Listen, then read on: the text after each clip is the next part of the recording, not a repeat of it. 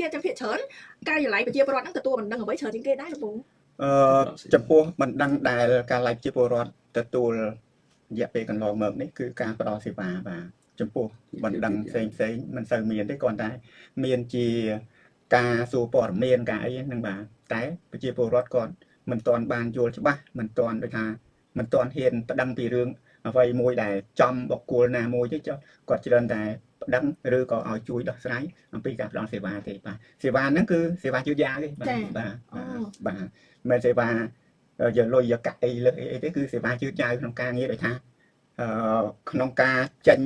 លិខិតឬក៏ចេញអីមួយទៅដែលមិនត្រូវតាមគោលការណ៍ច្បាប់ដែលបានកំណត់ពេលវេលាបាទយឺតដោយថាខកពេលវេលាអីចឹងជាពលរដ្ឋគាត់ចង់បានលឿនដើម្បីត្រូវការបញ្ញាប់អីមួយហ្នឹងដែលយើងធ្វើអត់ទាន់ចឹងទៅគាត់មានមកដាក់ពាក្យមិនដឹងសូមឲ្យជួយសម្រួលដោះស្រាយបាទចាហើយការជួយសម្រួលដោះស្រាយនេះតើខាងការឡៃប្រជាពលរដ្ឋហ្នឹងគឺមានគិតថាវិការឬក៏អីទេឬក៏យ៉ាងណាដែរចំពោះរឿងការផ្ដល់សេវាពីការឡៃជាពលរដ្ឋគឺมันមានការដែលបង់សេវាអីទាំងអស់បាទគឺគ្មានហ្មងអត់មានសេវាអីទាំងអស់ហ្មងបាទចាហើយតកតឹងជាមួយនឹងប្រអប់សម្បត្តិវិញលោកពូថាមានប្រអប់សម្បត្តិមួយដែលមានលើដើមឈើបកគោភ្លើងរបងអីផ្សេងអញ្ចឹងតើរយៈពេលប្រហែលទៅបានយើងបើកមើលម្ដងដែរលោកពូក្នុងការទៅបើកប្រអប់សម្បត្តិហ្នឹងគឺ2សប្តាហ៍យើងទៅបើកម្ដងបាទពេលខ្លះយើងមើលទៅរៀងមិននេះយើងអាចថា1សប្តាហ៍ទៅអើតមើលម្ដងអញ្ចឹងទៅជួនក៏2សប្តាហ៍ទៅបើកម្ដងបាទចា៎បាទប៉ុន្តែជាទូទៅគឺកំណត់2សប្តាហ៍2សប្តាហ៍គឺបើក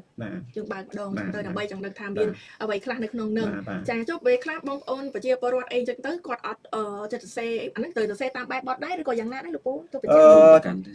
ចំពោះការសរសេរសម្បត្តិដាក់មិនដឹងទៅការឡាយជាពលរដ្ឋមិនប្របាក់ច្រើនទេបាទគឺមិនបាច់បង្ហាញឈ្មោះក៏បានដែរបាទឲ្យតែសរសេរដែលថាយើងមើលទៅប្រកបរួចអីរួចត្រឹមត្រូវមានន័យអីច្បាស់លាស់ហ្នឹងយើងអាចយកមកកែសម្រួលបាទតាមពាក្យមិនដឹងតែគាត់ចង់បានហ្នឹងទេបាទចា